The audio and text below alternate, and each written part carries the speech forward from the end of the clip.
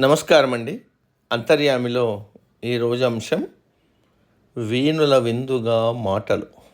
మనకు అందించిన వారు గోలి రామచంద్రరావు గారు. వినిపిస్తున్నది మీ విజయభాస్కర్. మాట్లాడే విధానం వక్తను సమాజానికి సన్నిహితుణ్ణి చేస్తుంది. విషయ పరిజ్ఞానం ఉన్నప్పటికీ సంభాషించే పద్ధతి తెలియక చాలామంది శ్రోతల్ని ఆకట్టుకోవటంలో విఫలమవుతారు. మాటలు బాణాల్లా హృదయంలో నాటుకున్నాయనడం తరచుగా వింటుంటాం. బాణం లక్ష్యాన్ని తాకి ప్రయోగించిన వ్యక్తి కార్యం సఫలమయ్యేలా చేస్తుంది. మాటైనా అంతే. అయితే అది శ్రోత హృదయాన్ని తాకిందా లేదా అన్నది వక్త సంభాషణ నైపుణ్యం మీద ఆధారపడి ఉంటుంది. మాట తీరులో స్పష్టత ఉండడాన్ని వాక్య జ్ఞానం అంటారు. శ్రీరాముడు హనుమంతుణ్ణి తొలిసారి చూసినప్పుడు అతడు వాక్యజ్ఞుడని, వాక్య కోవిదుడని లక్ష్మణుడికి పరిచయం చేస్తాడు. రామాయణంలో అనేక పర్యాయాలు ఆంజనేయుడి వాక్ కౌశల్యాన్ని చూడొచ్చు.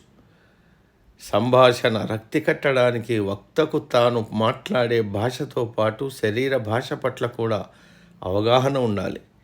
రామాయణ భారతాలతో పాటు అష్టాదశ పురాణాలను సంభాషణాదక్షుడైన ఎవరో ఒక మహర్షి తక్కిన ఋషులు ప్రశ్నించినప్పుడు అందుకు సమాధానంగా చెప్పినట్లు తెలుస్తోంది.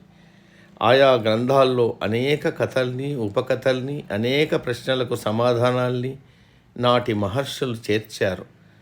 వారికి వాక్చతురత ఉంది కాబట్టే శ్రోతలకు విసుగు కలగకుండా రోజుల తరబడి కథలను చెబుతూ సందేహాలు నివృత్తి చేశారు. క్లిష్టమైన ధర్మ సూక్ష్మాలు వివరించేటప్పుడు సైతం విసుగును ప్రదర్శించకుండా తగిన సమాధానాలతో ప్రశ్నించిన వారిని తృప్తిపరచగలరు. అసహనం లాంటి భావాల్ని పైకి వ్యక్తం చేయకపోవడం గొప్ప సంభాషణాపరుడి అతి ముఖ్య లక్షణాల్లో ఒకటి. ఒక్కొక్కరి ఉపన్యాసం శ్రోతల్ని ఉత్తేజితుల్ని చేస్తుంది. జీవితంలో నిర్లక్ష్యం చేసిన ఏ లక్ష్యాన్నూ తిరిగి సాధించమంటూ పురిగొల్పుతుంది. మాట్లాడుతున్న అంశం పట్ల అవగాహన, సందేహాలకు తావులేని స్పష్టత, లోకజ్ఞానం, ఏ విషయం మాట్లాడితే శ్రోతలకు నచ్చుతుందో పసిగట్టగల నేర్పు ప్రజల్ని మంత్రముగ్ధుల్ని చేస్తుంది. ఉపన్యాసాలకు ప్రధాన దినుసులు. పూర్వం యుద్ధ మేఘాలు కమ్ముకుంటున్న వేళ అది ఇష్టం లేని మహారాజులు దూతలను పంపి సంధి కుదుర్చుకునేవారు. మాట్లాడటంలో దూత ఎంత నేర్పరైతే సంధ్య అవకాశాలు అంత మెరుగ్గా ఉంటాయి. అతడు ముందుగా మెరుగైన సంబోధనలతో, పొగడ్తలతో ఎదుటివారి మనసును గెలవాలనేది నియమం. తన మాటలతో మహారాజు ఆత్మాభిమానం కోల్పోకుండా మధ్య మార్గంలో సంధి కోసం దూత ప్రయత్నాలు సాగేవి.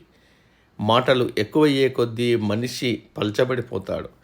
కొంతమంది నేర్పరులు పదాల్ని తూకం వేసినట్లు అవసరమైనంత మేర మాత్రమే సంభాషిస్తారు. ప్రాచీన ఋషులు తక్కువ మాటల్లో విస్తృత భావాల్ని తెలియజేశారు. తమ ఆధ్యాత్మిక జీవితానుభవాలను రంగరించడం వల్ల ఆ మహానుభావుల పలుకులు భక్తుల హృదయాల్లో శాశ్వతంగా నిలుస్తున్నాయి.